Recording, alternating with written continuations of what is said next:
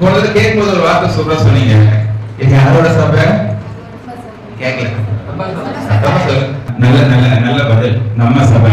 Actually ஒரு பாட்டு, ஒரு ஊழியக்காரர் வந்து ஒரு பாட்டு சூப்பரா எழுதினாங்க. கிறிஸ்தவரே நாம் ஒன்றுபட்டால் வாழ்வும் செழிப்பும் நமக்கு ஒன்று அப்படின்னு போட்டு, உங்க சபை எங்க சபை, சண்டை வேண்டாம், பெரிய சபை சின்ன சபை நினைப்பு வேண்டாம், ஆதி சபை சத்திய சபை பெருமை வேண்டாம், ஒரு சபை மக்களாய் வாழ்ந்திடுவோம் அப்படின்ற அந்த லைன் ரொம்ப சூப்பரா இருந்துச்சு.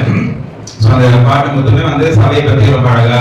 சோ இந்த பிரிவு இருக்கிறதுனால தான் இன்னைக்கு வந்து க்ரோ ஆக முடியல.